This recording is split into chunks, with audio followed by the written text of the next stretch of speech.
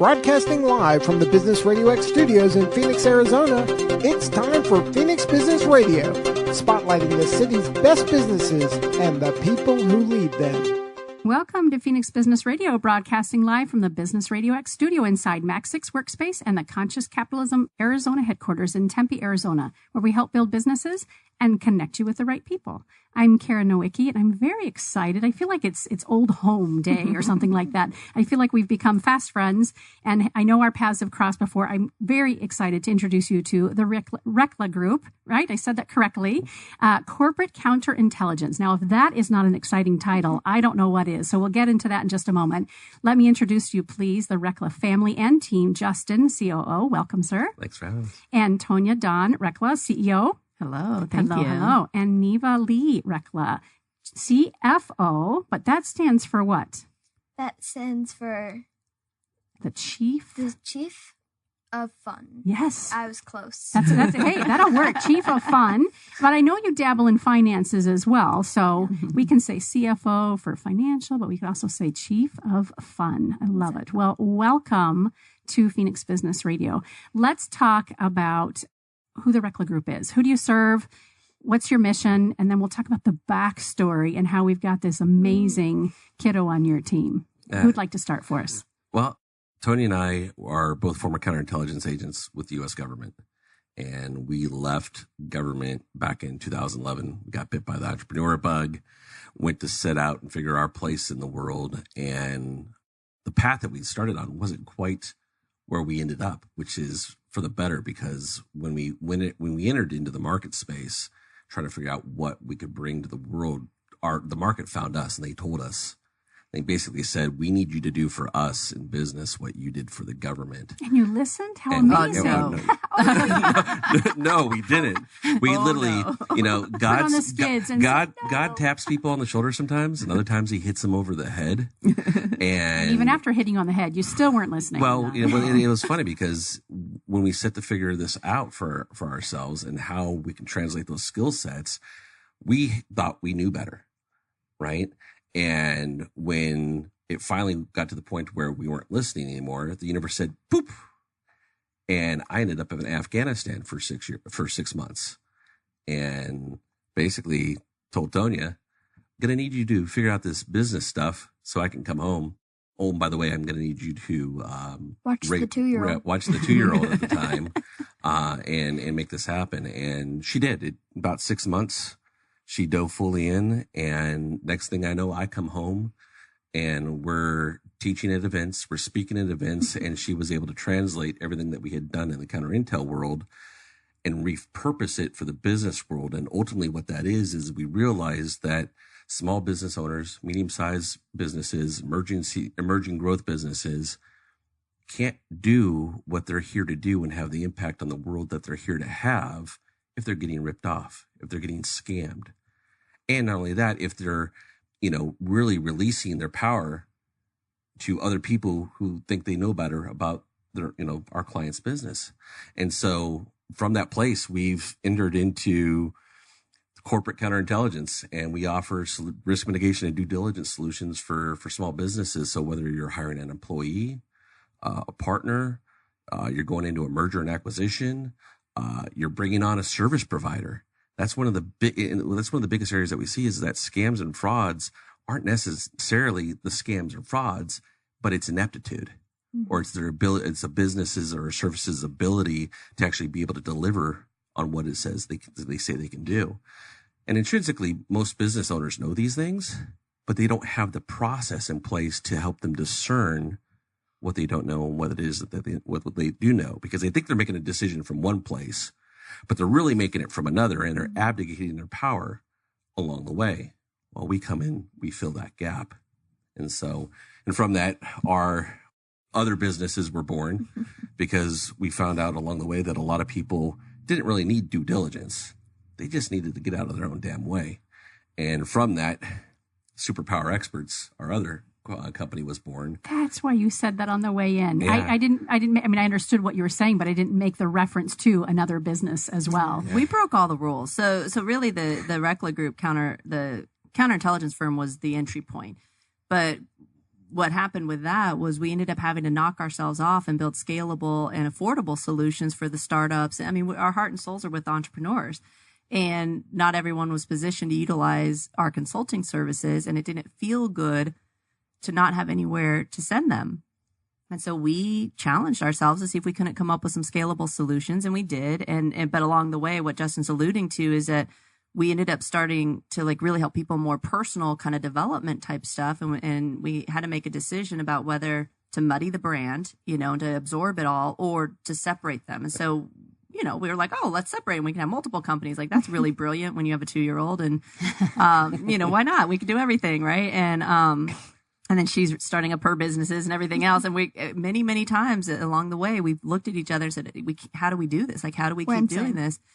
And we very much operate on faith and intuitively. And we just kept asking and we just kept hearing like, no, you have to keep going. Just keep going. You'll be supported. You'll have the resources. Like, these are both really, really viable solutions that the world needs right now. You have to keep going. And there were many tough moments. And we went from me being in Afghanistan for 6 months, not knowing a whole lot about business and figuring it out, to we now have, I don't know, 4 businesses that we're growing, 2 of them that are in 6 figures, and we employ 42 people. So the military side of the house of knowing processes and systems. Project management is everything. Yeah, so, it really is everything. Yeah. Whether you're training for a marathon or you're preparing for a wedding or you're building a business, if you can subscribe to some form of project management, and there's a variety, right? You're golden, because you've got to say, this is our goal. This is where we're headed. Right. These are our checkpoints, our milestones along the way. Here's the measure that we're going to use to see how we're getting there, right? I'm talking very obviously vaguely. I know this is one of your, zone of genius, but it's fascinating to me how many business owners get into a business, an entrepreneur, because they have a passion and a mission for something. They can do great things, but they can't get out of their own way, to your point. And so you saw that, right? You saw that, hey, what we can offer around this due diligence and some of this is not really for everybody, but people are asking you because they know, like, and trust you for some of that guidance. Mm-hmm. Well, why not build a business around that? So take us back to while he's in Afghanistan and you've got a 2-year-old. Were you working at the time? Were you still with the government, or what was going on for you? And when he makes that call and says, hey, sweetie, I got to come home and this is what it's going to look like. And here you go. I'm exaggerating, or maybe not. No, it's not much of an exaggeration. No, I had left. We had a really pivotal moment. So everybody, everybody's very curious about how this happens, right? How all this works. And our best explanation is it was the perfect storm. But Justin and I had, well, let me back up a second. The quest, if you will, like the seeking aspect in me was constantly looking for early on, I thought it was the perfect job, right? Once I had the perfect job, then I would know who I was and I'd be satisfied and all this. I wasn't married, didn't have kids at the time. And that's when I became a special agent for the U.S. government, right? And that's a pretty kick-ass job. Like, it's like, and there were moments where I was like, doesn't get much better than that. Yeah, I'm like, I'm getting paid to do this, but so there was fun in it. It was amazing. It was, I can't possibly overstate the impact that had on my existence. But at the end of the day, it was still a job. Mm-hmm. And so there was still very it became very obvious that wasn't what I was really seeking. Right. And I didn't know at the time, I didn't know that there was like this, kind of hole inside of me that I was wanting to fill with completeness and wholeness and tapping into my own kind of brilliance and divinity and connecting into that space and connecting them with others in that space. Like, you couldn't have told me that's what I was looking for. But from that place, we had some pretty cool jobs. And when we made the decision to leave, we looked at each other and said, we're not going to build a new job for ourselves, right? If we want a good job, we had a good job, and it was really easy to have a good job, right? This is different. This is not easy. This is hard. Like, we're having to train ourselves. We're having to do things that we never dreamt possible. But we made the decision then not to do business unless Neva could be involved. Mm-hmm. And people told us we were crazy. They told us it couldn't be done. They told us it was nuts. We turned down business, but it made all the difference because we didn't know. We weren't consciously aware at the time, but what it did was it dictated the environments that we found ourselves in. So we didn't want environments that would just tolerate her. We wanted ones that would uplift her and would welcome her. Well, if an environment has the confidence to welcome children into it, they know what they're doing, right? And it informs that heart-centric kind of conscious perspective. Well, we didn't know that was being infused into us until we kind of looked up and went, this is different than what we had seen before in business. And it felt really good. And so we built all of our companies based on this kind of cooperation, collaboration. CEO Space International, it gets a lot of credit for that because that's where we went. Yeah. And so she's been raised in an environment that tells her she can do it. And now she speaks on their stage. She speaks on their stage. Really? You know, yeah. 6 years after her entry into business, she was doing a keynote in front of 2,000 people. What? You know, so it's like, it is possible. Yeah. But you have to really it's more be than willing. Possible. It is. It's like you have to be willing to have the courage to say, you know what, I think we know better. And that's a big part of what we teach people in due diligence. Like, you are the expert in your business. Absolutely, you need guidance from other people, but do not abdicate that position for anything. Yeah, well, and it's different from, you know, abdicating to, you know, a lot of people are like, well, aren't we abdicating to you? No, because you've recognized that you need due diligence, and our firm is able to provide a perspective that's got no emotional attachment and all the internal stuff that we make decisions from to it. And we're able to present information from this place rather than the emotional involvement piece or the application piece, so the CEO can make a smart, educated decision for themselves. But that's true in the superpower personal development space too. That's the same approach we take. Speak to that business. That's one of your businesses. It is. It was our accidental business a little bit. That was one of those God whispering to you and then refusing. So I have a history of refusing these moments. I tend to drag my feet more than if he had had his way, we would have run a lot faster than we did. I'm kind of the foundation systems process builder. And so I'm constantly like, hey, whoa, buddy. That's good though. Whoa, but it's a perfect match, right? We have the perfect storm for sure. Yeah. Like I would say we couldn't have designed it, but I'm pretty sure we did design it. Right. So, you know, not human us, right? Of course. But superpower experts birthed out of this, what we were seeing in the due diligence and why business wasn't working. It wasn't the businessy aspects. Like, business is boring, right? Your work can be fun and enjoyable and enlightening, but business should be pretty formulaic. Like, if this, then, like you were talking about, it's ba-bom, ba-bom, ba-bom, right? And most people don't want to face that, especially entrepreneurs who are visionaries. But it is pretty boring from that perspective. And it's easy to forget that and to get caught up in the passion and the influence, especially with social media and stuff these days. And so when I started working with our clients from the due diligence sector on more of the personal stuff, in no way, shape, or form did I have any desire to be a coach or even anywhere resembling a coach. But what happened was people kept telling other people. And so they'd come to us and be like, I want to talk about your other business. And I'm like I'm in a back room. Like slipping you a note. I know. It's like I have my crystal ball and my shh, nobody knows. But they just kept referring. And so we had a really successful corporate counterintelligence firm. The next thing I know, I've got this very successful coaching practice. And I'm like, this was not my intention. Like, I don't know what's happening here, but it was working. And so I just kind of kept in prayer about it. Like, what do we do here? And all I heard was, you have to get everybody to work together. You have to bring people into the same conversation. And then there was a series of guidelines after that, which was like, everybody has to be able to evolve. Like, the organization has to be able to evolve. Like, I was getting guidance about what an organic kind of growth model would look like, what a hybrid model can look like, what a blue ocean strategy and a holocratic organizational structure, like, different, right? And I kept saying, no thanks. Like, I don't really play well with others, not interested, And if, we obviously we all know what happens when you do that. And so it just kept like nudging and pushing and shoving, and then all of a sudden I'm falling off a cliff. And it's like, all right, fine, I'll do this thing. And I just started like really stepping into it, and it became this kind of international personal development platform. We have 9 podcast shows, all in the superpower high vibrational space. But what I'm most proud of is we created a collaborative model, and we tried and failed and tried and failed and tried and failed many times. In fact, I even wrote an article called "Do You Suffer from Premature Collaboration?" It's a little bit racy, it's a little edgy. There's a little edginess to it. Dick, Peter, and Gina. are the characters. So you can fill in the blanks for the rest of it. Wait, but premature, do you suffer from premature collaboration? I have to read that before I speak for Startup Week.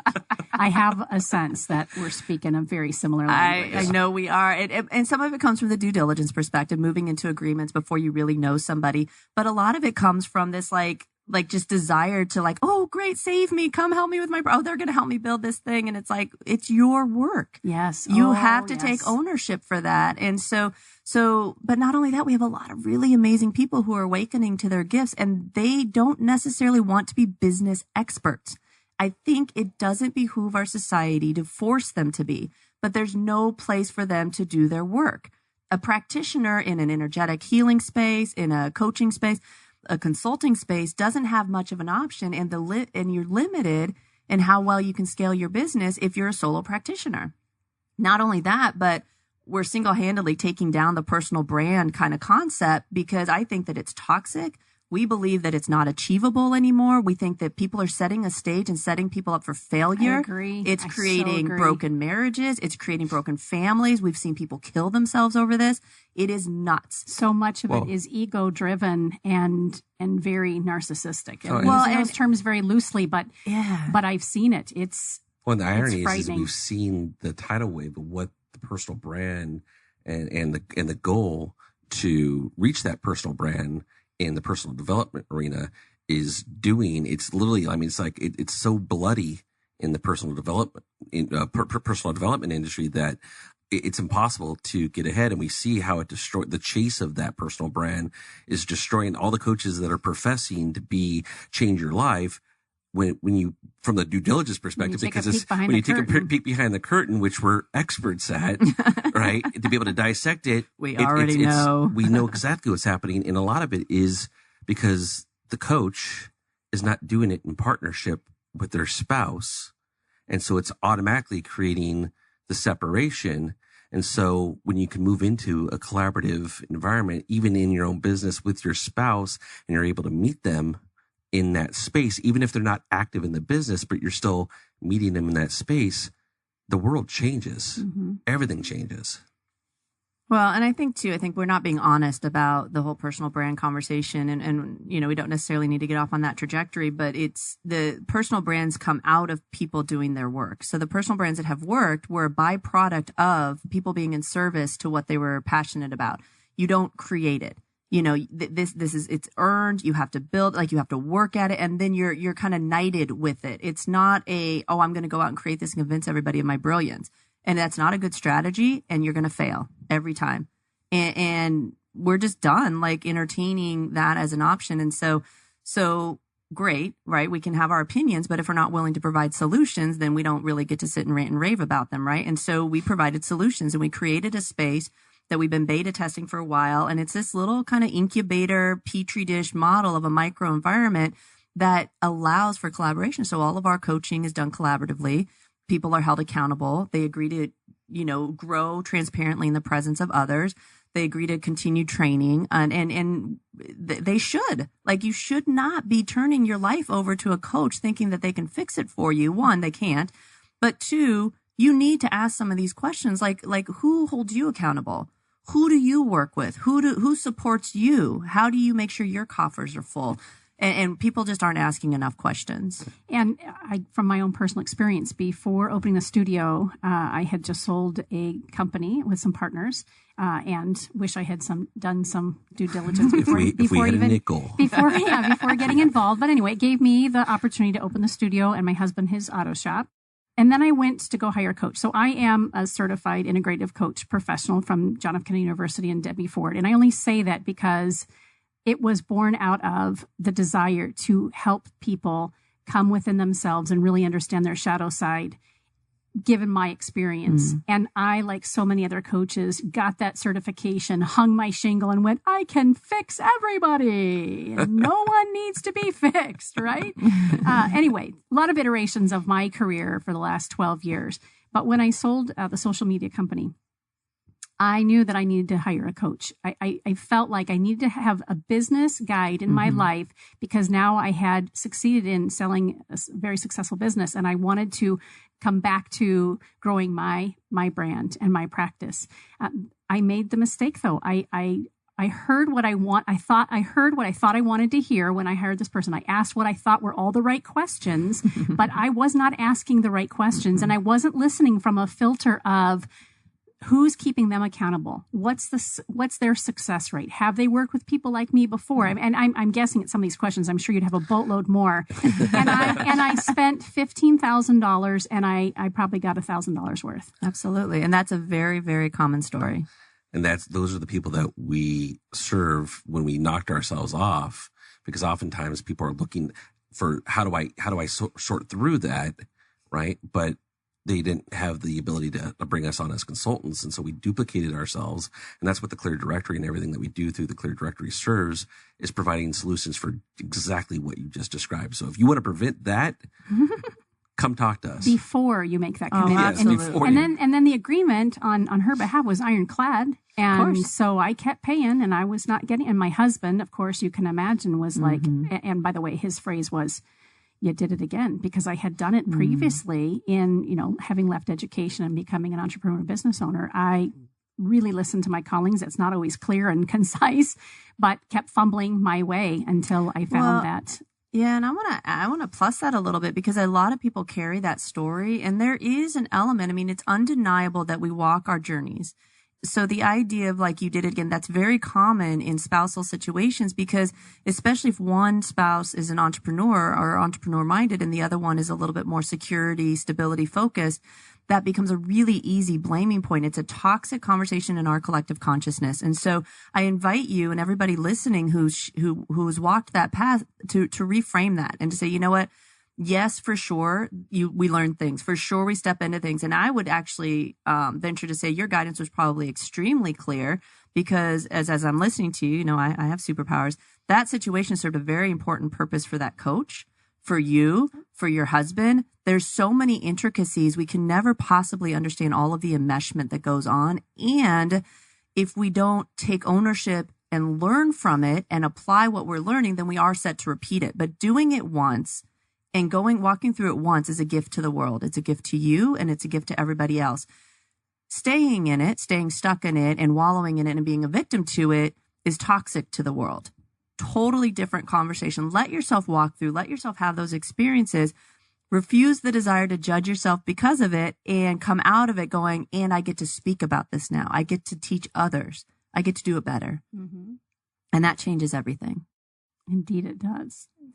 Neva, you have something to say. I can see it. Is there something you want? I'm making funny faces at my dad. Just funny faces across the table. She is the chief fun officer. You are the chief fun officer. So I meant to ask this before we got on air, so I hope it's an appropriate question. Are you in school, or is life school for you? Like a traditional go to school, bye mom and dad, hop on the bus? I'm homeschooled.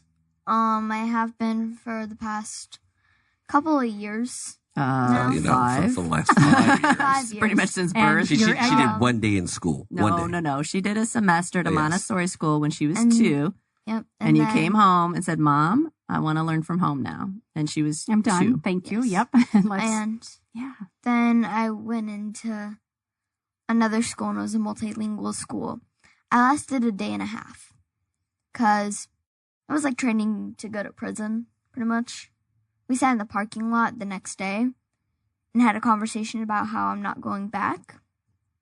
I've been homeschooled ever since. I love it. I love it. What for you, when you watch mom and dad do their thing, and maybe this isn't something that you even articulate or think about, but what is inspiring to you in being part of this family and this team? Well, from watching them, I've seen that they've really, like, business, you can really make it your own. Like, it doesn't have to be just this sort of boring thing. You can really make it your own and make it into a part of your life and into a part of your learning and fun. And that's one of the things they've taught me. I love that. And you said to me before we come on air, I'm not the average 8-year-old. I'm not. No, more. Dad said more like 30, but you said no, 16. Give me my teen years, right? Yes. Very good. And you have a book coming out. Can you tell us a little bit about the book and what that's been like to write that? So the book is called When Pigs Fly, The Parent's Guide to Inspire Your Young Entrepreneur. It's coming out this year. It's been in the making for about a year and a half. So I started writing it when I was 7. It's a process, but I know it's definitely going to be worth it, and I'm very excited for it to come out. Because I want to show parents that they can teach their kids that business is a possibility and that it's okay to show them, even if they're like, I don't want to do it, just to show them it's another thing they can do. Yeah, even if they continue to have their maybe a corporate job or government or education, and they have kiddos that they want to grow up with an entrepreneur spirit, this would still be a good book for them, wouldn't it? Because it will open their eyes to how to really think and behave and show up differently as a family. Exactly. I can't wait to read it. And now, this is your first book. It is. Have either of you written a book? I have 2. One's out. It's called War, Watch, Assess, React, The Ultimate Guide to Personal Power and Safety. And so it's a glimpse inside what my reality was as a female agent, kind of combining the situational awareness, self-awareness, spiritual awareness. I talk about a couple rape scenarios that I agreed to walk through this lifetime. One of them while I was on a national security mission, and it was by my teammate. And so it, as you can imagine, walking through those sort of experiences in a state of awareness, maybe not so much the first time, but the second time for sure, and really having to reconcile that internally of what our agreements are and how we walk through things and what approaches. And it kind of speaks to what I was just alluding to, which is, we have a choice in how we view everything that happens for us. And the conclusion I came to was, in all reality, these 2 fine gentlemen, allowed me an opportunity to witness an aspect of myself. But ultimately what I saw was that I was doing that to myself daily. And in every moment that I didn't say yes when I meant yes, or say no when I meant no, and laughed at silly jokes that I didn't agree with, and said, okay, fine, I'll go to a movie when I really wanted to sit and read a book on the couch, just really kind of owning that space. While it's easy to blame people for the big things, there was a series of minor behaviors that really led up to that. And I chose to take ownership of that, mostly because I feel like, when you take ownership of it, you can change it. Like, maybe I'm wrong and maybe we're absolutely victims to everything and there's really nothing we can do. But I get to choose if I want to keep that mentality or not. And what we've seen is that you really do change your reality. You really do change what you're able to see and what you're able to create. And everybody's waiting for this kind of new world concept to kind of emerge in the personal development, spiritual growth, spaces. But you have to create that. You have to willingly let reality as you know it fade from your eyes and build something new. It's both kind of unnerving and also, really extremely exciting. But it starts with being able to look at scenarios like that and go, wait, is there a different perspective here? And that's what you were talking about earlier today. I think that, or earlier in the conversation, I think the real magic to what we've done here is we continually choose to opt out. We just get off the hamster wheel. So we don't do business the same way. We don't do family the same way. We don't parent the same way. We don't parent the same way. We don't live the same way. Every time we're up against something that's like, oh wow, this feels kind of constricting. Like, do we have to keep it? Yes or no? Do we have to abide by it? Yes or no? Do we have another choice? Is there another way? And we just play in that real creative space.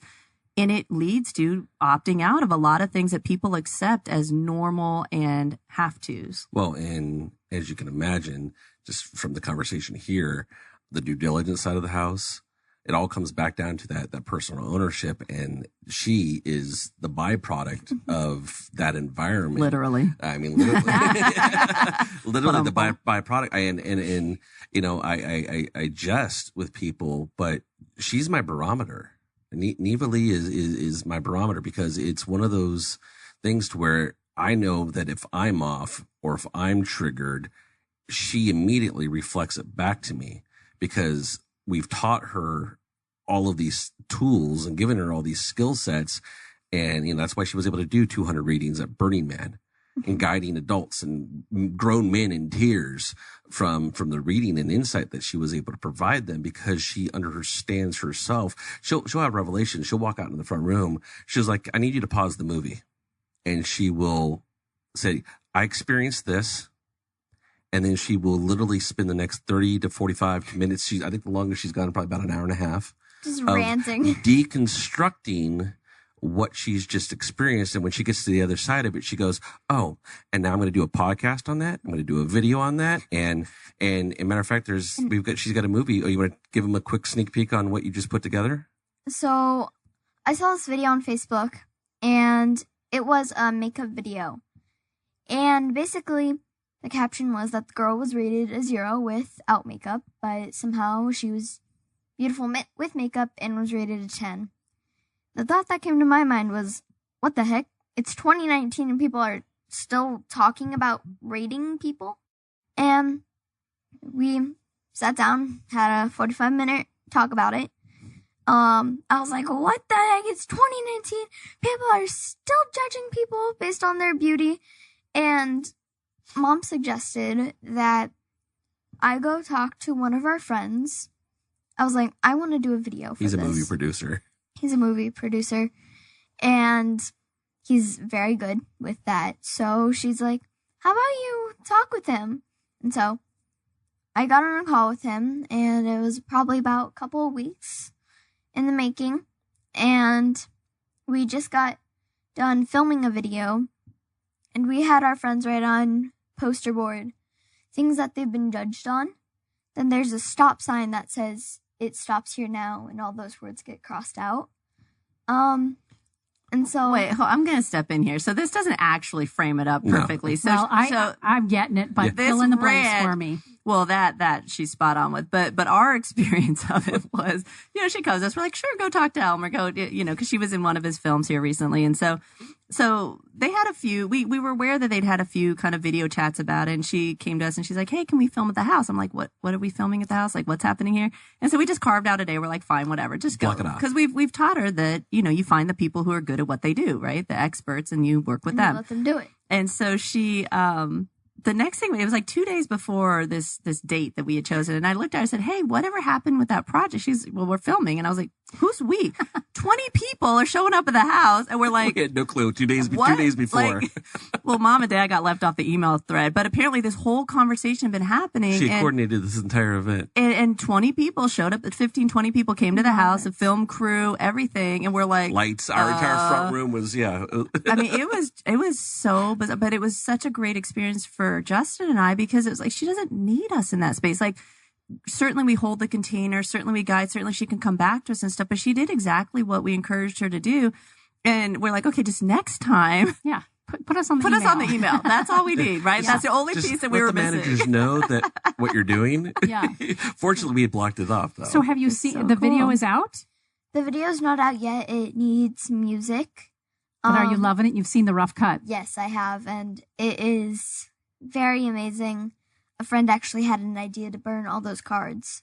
Oh, it sparked a whole, I mean, you can imagine. Because we've seen those, I mean, we've seen similar videos, right? But when you can bump it up a notch from the perspective and the soul that you have and be the one leading that whole amazing project, I also can't wait to see that. Well, and I think it's perfect. And I love the fact that we can share that story here, because my suspicion is that people are going to see her book and really want to, in their minds, discredit and claim that she didn't do it. And I kind of wish we did record some of the sessions. I kind of wish we had videoed the book process, although I don't think I would have wanted those videos out there. There were some real heated moments between mom and daughter on that. You think writing a book's difficult? Write it with a 9-year-old and allowing 7, 8, 9-year-old. 7, 8, 9-year-old and doing it in such a way that it's her. Yeah. Yeah. It was really because some of the challenge with kids is that is the construct isn't present, right?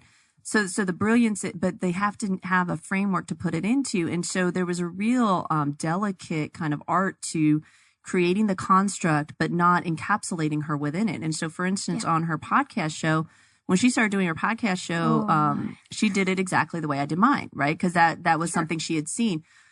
And initially I was like, oh my gosh, she's just going to mimic me and da-da-da-da-da. And she, it's her voice and this and that. We don't need a bunch of little mini Tonyas running around.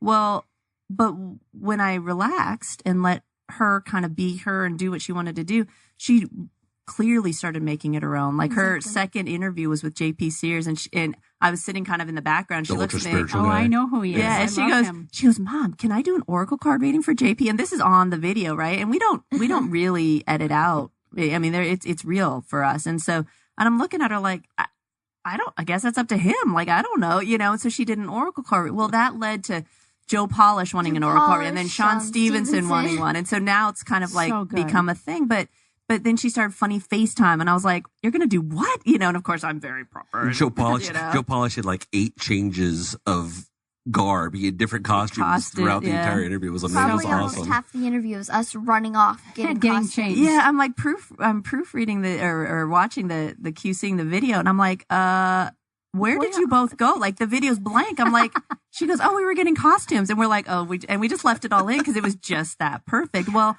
it's a great example, and that's how the book formed out, right? You have to set, like, how do you tell a story? How do you, and that's something we work with as she's explaining things, like bring somebody into that. Well, that's a learned thing to do, right? To communicate in that way. But to be able to do that and provide the construct without usurping it and being like, okay, but here are my words, and this is how I'd want you to say it. And allowing my ego to be like, okay, time out. Like, let's foster this and mentor this versus trying to overlay it for, our own kind of, oh my gosh, what are people going to think kind of thing, which we still do a little bit of, right? We haven't let her go totally unplugged yet, but or unfiltered. This child's it's probably brilliant. Best. Yeah. But anyway, but that's why we implemented the strategy that we have. She rants and raves to us because we're big believers in taking responsibility for the information that you put out there. We're not. I'll speak for me. I'm not a big fan of the whole like social media rant and rave thing. I much prefer people who've synthesized the material, who are sitting in a place of clarity around it and can afford that sort of a perspective. I think that the ranting really triggers a lot of lower frequency aspects, and it creates this toxicity. Anyway, I could go off on that, but to provide her the opportunity to do that and to synthesize it and then to produce something that's valuable, there's an art to that, right? And we've had to just kind of fumble through it with her, but she's been such a phenomenal catalyst in seeing, I mean, that's true for adults too. It's true for all of us. Like, we just want that space to be able to be who we are. And she's such a pure example of that. Exactly. Thank you.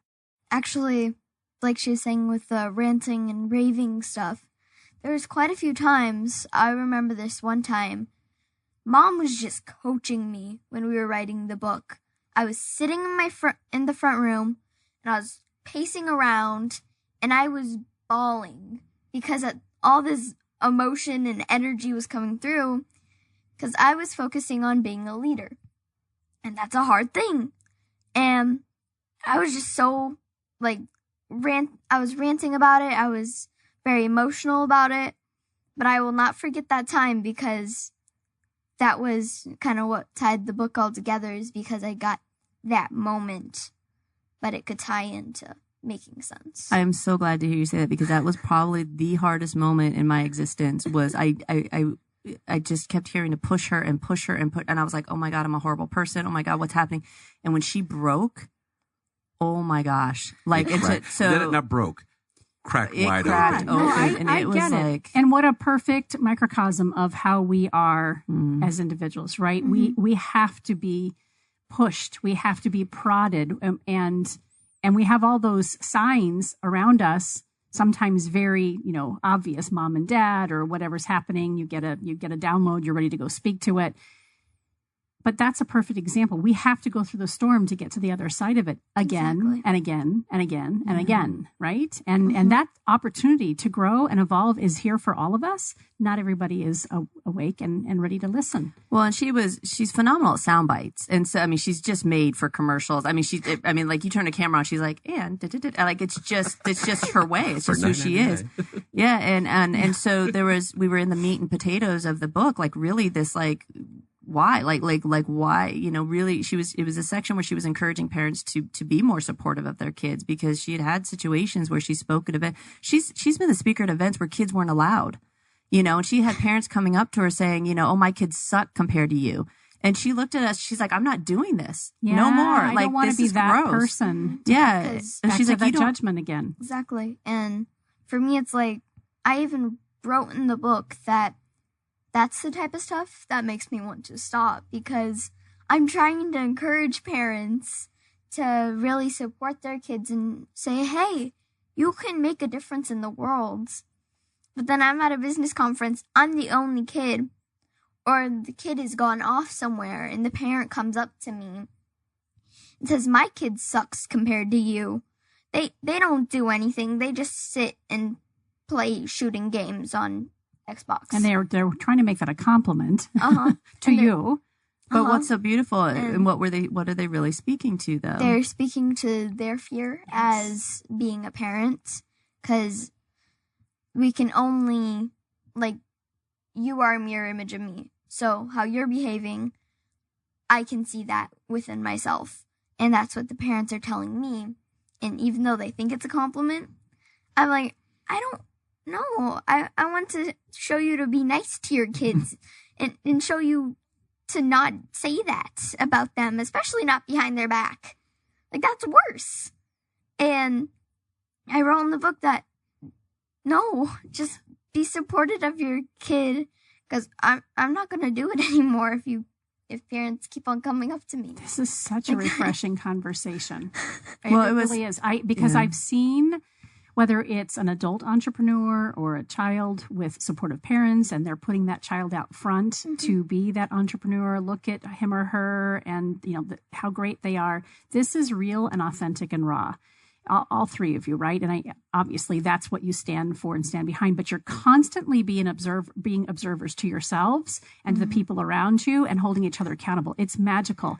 And I love that you spoke to this, because at such a young age, physically, I get that you're much older than that, to see that, to be aware of how the potential you have to impact people positively, but also possibly negatively, and how do you stay in that space to encourage and motivate and inspire, but also give them have the expectation that they clean up their own shit as well, right? Sure. And I run in circles where there are folks who have their kiddos at a variety of ages, 8 on up through early 20s, and it's almost that these children become these puppets and these, is the platform the right word? These, I don't know, tokens of here's who, kind of like we were talking about in the whole personal development space as well. Here's who I say this child is.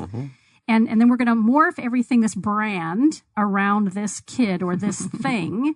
And then when we really look inside that thing, or that, there's no soul left in there, because they become this. They become a machine. A machine. Yeah, well, we do it to ourselves too. Exactly. So given that, because I really feel the authenticity and just the love and the compassion and respect and the calling to be something greater than yourselves and invite us all to play. How do you keep each other in check with this? Oh my. Well, we've developed everything from a place of, due diligence in all things. And put it in the middle. And in self-dominion above all else. What is self-dominion? Self-dominion is that at the very core essence of who you are and how you show up in the world, and everything that you experience in life, business, relationships, everything, that you take full ownership at every level, every depth. Even if somebody else's actions, you still have a role in that energetically, and it's taking responsibility down to that level. And so we made a pact as a family that, one, we never go to bed angry. We never eat angry. We never eat angry. That's we never huge. Talk angry. We never, yeah. And we don't, we'll be sitting down, and we've all had exciting days, and we sit down, we start eating, and we say it, we give grace, and we start, next thing we're talking, we're eating, we're shoving all this food in our mouth, and Tonya will go, stop. Everybody get back into your body. Stop eating. Lower your energy. And then that's connect from that space. And so in meal times is like that. In conversations, it's like that. If something happens in the midst of it, Tonya will referee for Neva and I. I'll referee for Tonya and Eva. And I'll referee for them. Do you? Do you do that? Oh yeah. Oh my goodness. She goes, you guys, why are you arguing? We're not arguing. When she goes, well, it sounds like you're arguing. You need to figure it out. Yep. Actually, my favorite example is yesterday. She goes, Mom, are you judging me because you're wah-wah? I said, yep. She goes, well, that's not nice. I was like, nope. I got nothing. Yes. Like, you're right. Yeah, you called me on that's exactly what it was. And yesterday I was kind of becoming the parent. I was telling her, stop being wah-wah. I'm not going to let you do it. And also, you're judging me because of it, so stop. We just got done doing a video based on that. Well, what's so fun is that, one, it's having the courage to allow everybody to be in their wholeness. So we don't see it like she's not a half person. You know, she came into this world as a full enlightened being, and we had a choice to allow for that to emerge or to squash it to suit our purposes. And really, ultimately, that doesn't even serve our purposes. No. But the way you asked about the self-dominion, and I would offer a little bit of a reframe, and it's really allowing the divinity of who you are to manage the smaller self. Mm-hmm. And that aspect of you isn't going to fight for you to let it come forward. It's not going to battle for your attention. It waits for you to choose it. When you choose it, everything changes. Well, everything. That reality we talked about, literally, I mean, things disappear in front of your face. Like we joke, like we're big superhero, matrixy kind of Avenger people, very woo-woo.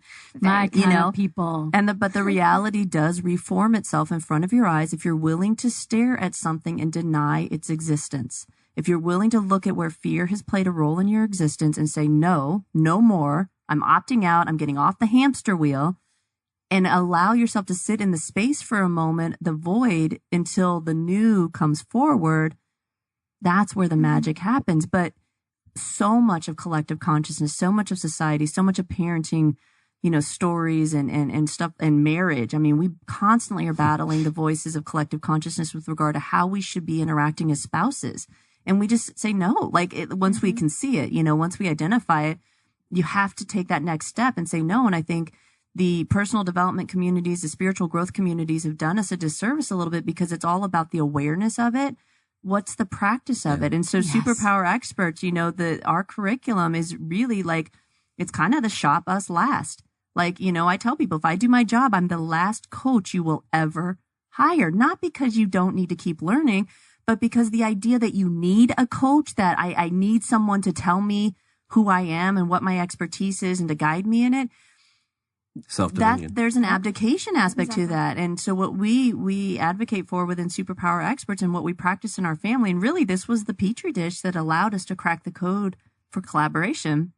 But you have to be willing to allow everybody to be fully who they are, allow everybody to keep evolving, but you yourself have to bring your wholeness into the collaboration. Otherwise, you're using that collaboration to define yourself, and it's just as toxic as living vicariously through your child. And the only way you get there is you have to understand the concept that you have to have the courage, operate transparently, and know that transparency piece will foster trust. But here's the deal. We all know anyway. Yeah. And that's the thing is to think that you're not energetically putting the consternation or the constriction or the fear into the middle for people to see. We're lying to ourselves. And so in relationship, you have to be, whether it's business or family, you have to be willing to, one, be transparent and know that I'm not hiding it from you anyways. I'm just not speaking the words. Yeah, it's not being transparent. It's recognizing the fact that you have no choice but to be transparent.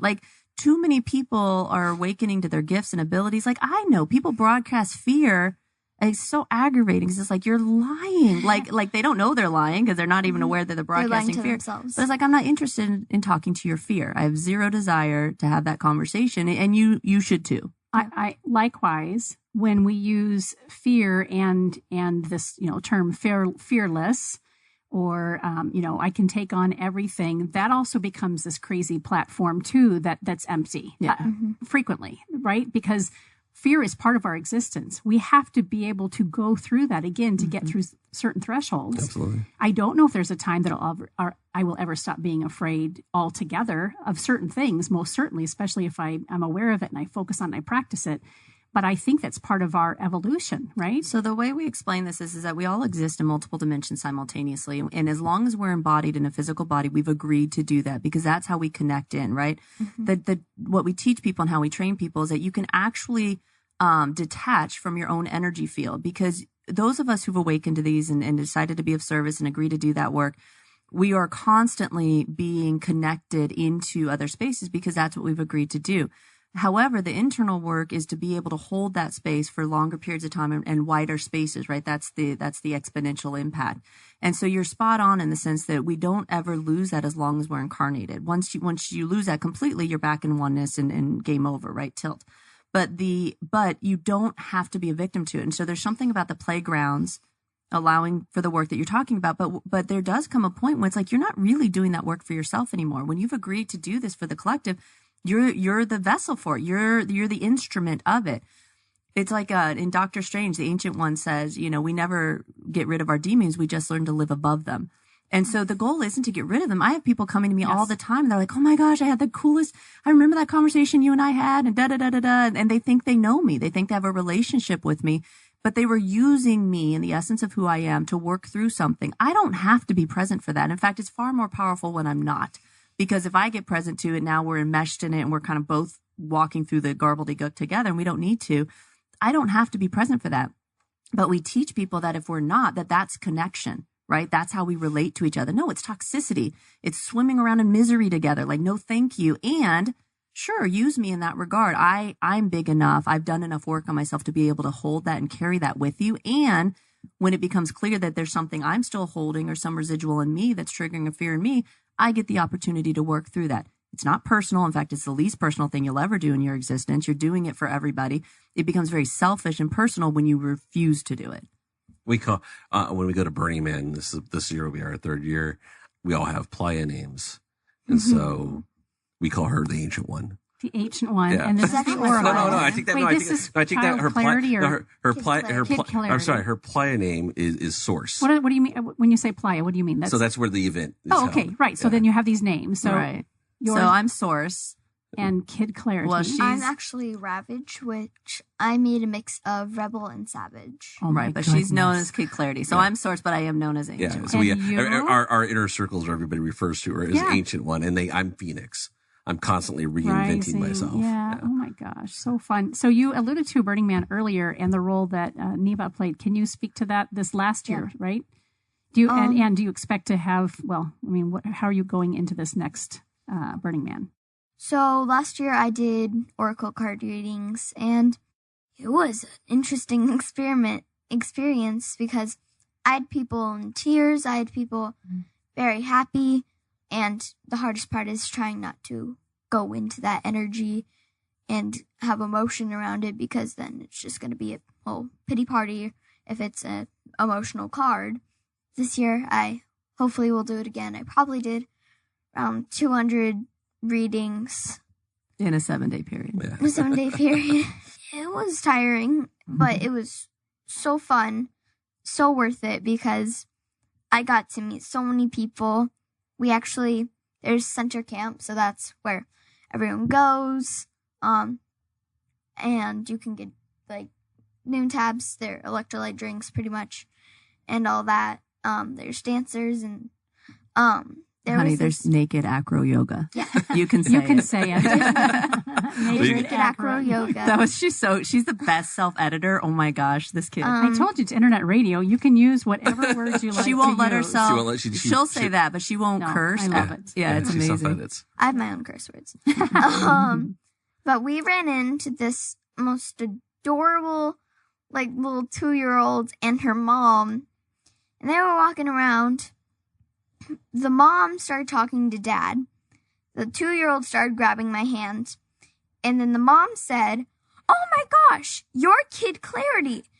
And so the next day, they came and visited me to get an oracle card reading. And I actually did one for the toddler. So that was really fun. Yeah, we camped at Buddha Camp, which is a phenomenal camp. And she was in the book. So there's a book of all the events. And so she got in the book. Events. Yeah, very, very interesting events, huh? Yes. If anybody's seen the Burning Man event book. But Kid Clarity was in there also. So part of what I think thrills us is the juxtaposition of like when she does come into like I mentioned, she's gone to events where she was a featured speaker, but kids weren't allowed, and it's a real reconciliation that has to happen internally within her. I think on some levels, she's very conscious of what she's agreed to do. And then on others, she's very much a 9-year-old person who goes, yeah, screw this. Like, that's not cool. I don't say that, though. No, she doesn't. What would you say? What do I say for that? You don't have a good. You don't have a good one for that one. Yeah, No. not yet. The F word's been changed to freak. Frick. Yeah, frick. And then I have crud. Crud. I actually want to say something about boot camp. Please. I'm the first kid that's camped there in 15 years. Well, ever. Yeah, Boot ever. camp's been around for 15 years. And it's been around for 15 years. Yeah, they've opened up the doors to the kids now because of her. And actually, they give out emails. So, hey, get your tickets, all that.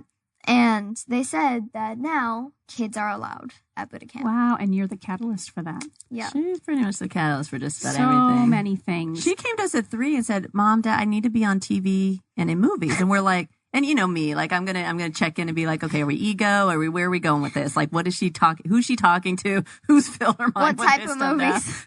What are you watching on your iPad? Anyway, so we kind of looked at it, and it was from such a pure place. Again, she's 3, but you know, she was doing interesting things at 3. And we just knew it was like, whether or not she's always been consciously aware of it, she has an impact on environments when she goes into them, and starting at CEO space and kind of impacting that world, and then Burning Man, and then who knows what's next. But it's when she got done doing her keynote in front of 2,000 plus, I looked at her, I said, so what do you want to do next year for your business? What are your goals? And she goes, oh, well, I'll speak on bigger stages, like 3,000, 4,000. And to her, it was just like so matter of fact, like, of course she will. Duh. Like, she wants to be on Ellen. And I mean, it's just like there's, like, I see her doing a talk show, truthfully, because I can see that as well. It's just brilliant. And so but it's been such a delight allowing for the unfoldment and just being in it. And her business is such a great, pure experiment, because she's not 50 years old trying to feed kids and pay a mortgage.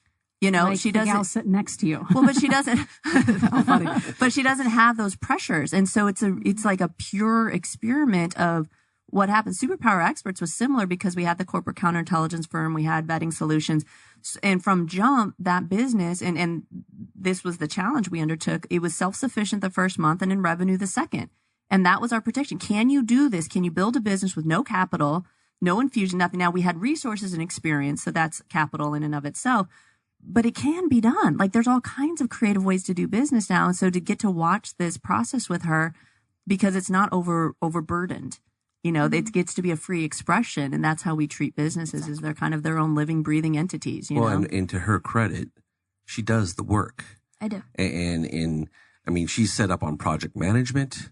She does her chores on project management. Her homeschools on project management. I clipped the funny FaceTime images. Yeah, she's embedded in the process, and so the entire podcast is. I mean, it's her energy, and while we have a production team, but she's included in it, and there's certain tasks that, as the host, that she has to do, and so she's doing the work, and she's self-reflecting on when she's not doing the work or why she's not doing the work. And she'll stop. She goes, I spent too much time on my iPad. I'm going to go read a book. I'm going to go do this. And she's got that level of awareness that she's doing that internal work that, a lot of people are like, oh, what she's doing is because her mom and I. No, her mom and I are just bumpers. She gets to bounce off of her mom and I, and she's the one that it's doing the work. And so, when you read this book, you're like, how is this a 9-year-old? And it's 100% her voice, and every message that we've got. I mean, the process that we went through was able to capture it, as painful as it might have been at some point. But it had to be, But right? It had to have been, because she got to that point, and now she's on the other side of it. Now she's on to bigger challenges. She's working with movie producers to make these films, and she's already got another idea for another one. And so it's that level of success comes from your willingness to do that work at that internal level, and that's what she does. I have this question percolating, and I've had it for a couple of minutes. I'm not sure how to ask it. You'll probably know better than me, so fill in the blanks. Are you almost 9? I am 9. I'm sorry, I kept saying 8. It's okay. My apologies. You're 9 years into parenting this kiddo. I know you're ready now, and you continue to be challenged and grow with her, but at what point did you know who she was as a soul in this human experience? And were you both always in sync and ready to help her evolve in the way that you've so magically held her? Or were there times you were like, fuck this, I'm out? It was... Well, so the Neva's entry into the world I didn't know I was pregnant. And in fact, I'd been told that I couldn't have kids. And anyway, we that wasn't really in the cards. We had discussed, the possibility of pursuing it a couple years into our marriage. Like 2 weeks before we got married, we found out. Well, 2 weeks before we got married, we'd been engaged for 6 to 8 months or something. And then two weeks before, I was driving back to work. We worked together. You weren't with me. I don't remember why. But anyway, I was driving back to work. You were meeting me. And I heard her name. And I was like, oh, well, that's kind of cool. Neva. My grandmother's name was Reva, and my mother's name is Nancy. So I'm like, oh, that's cool. That's kind of a neat little thing. And I'm like, wait, hold on. I'm like, I didn't have that thought. Like, wait a second. Where did that come from? Right. And I was like, wait a second. And I just heard very clearly in that moment that she was telling me this. Right. And keep in mind, we were counterintelligence agents, Army veterans, both of us come from pretty traditional conservative upbringings. And it's like, so he and I had a pretty painful, lengthy conversation about it. Where it took me about 45 minutes for the ride. Like, oh, you think you got it? Yeah. Well, I was a little bit shooken up by the whole thing, so I wasn't very clear in my communication. I thought he was tracking, and then about 45 minutes into it, he's like, "You think you're pregnant?" I'm like, "What have you been talking about this whole time?" Anyway, and then when I was pregnant, we would be walking around, and people would stop us and say, "Do you know who you're carrying?" Right. And we're like, and we're looking at each other like, are we birthing Jesus? Like, what is happening here? Like, it was really unnerving. And I mean that in the most respectful, non-sacrilegious way, but it was very challenging. And they would say things like, we were down at Fort Huachuca, so we'd go to Bisbee a lot. And so there were a lot of woo-woo folks. There, right? And they'd be like, there's angels and light beings. And we're like, what? Like, is that in the Bible? And I think this is why I asked that question, because prior to this, you were coming into yourselves, but not with this amount of clarity. And you know what it was for me?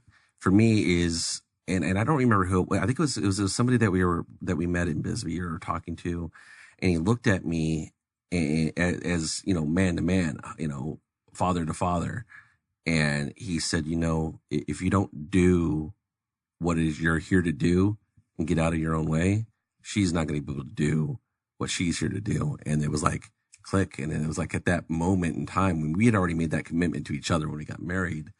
But now here we're getting ready to bring this being in, and people are seeing her before she's even here, saying, you want to make sure she's good. You need to deal with your shit. You need to clear up some things. Get out of your way and do what you're here to do and follow that path. Because otherwise she's not going to be able to do it. And that for me was like, got it. Okay. And we've been committed to our own evolution ever since. Well, and you're intuitive in the sense that this is 9 years in the making.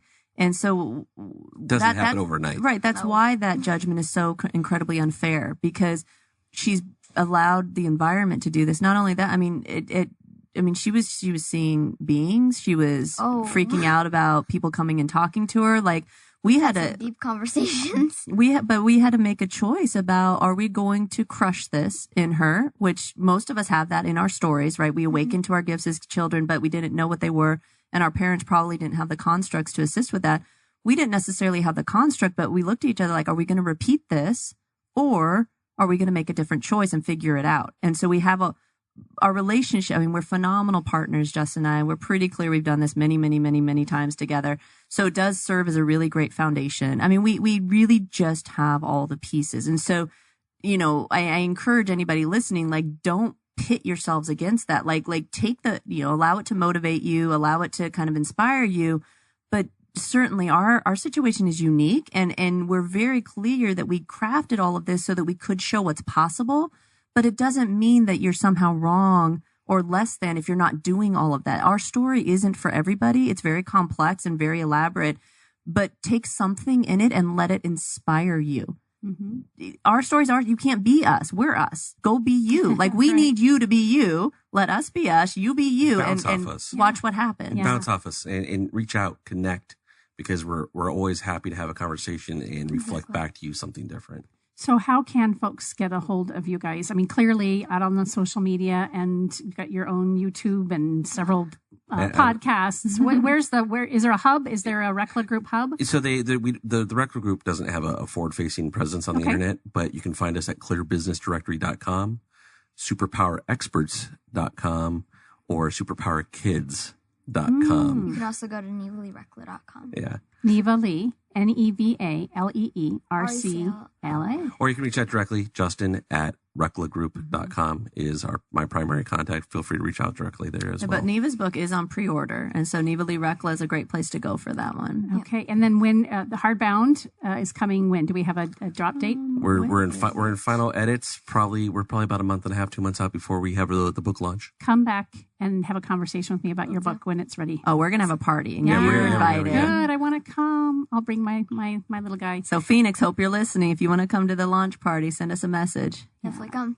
Definitely. So much fun to be with you today, and really just very rewarding. So thank you. And I'm going to apologize in advance. Not that anybody else besides me and what questions that we were kind of thinking about to discuss. We didn't hit any of them. But that's good. But I always trust that the conversation takes us where it needs to go. So again, I really appreciate each of you spending your morning with us here at Phoenix Business Radio. Well, and thank you for the opportunity. Yeah, thank you. My pleasure. You've been listening to Phoenix Business Radio with Business Radio X, broadcasting live from the Max 6 and Conscious Capitalism workspace. Some media leans left, some lean right, and we lean business. Until next time, I'm Karen Nowicki.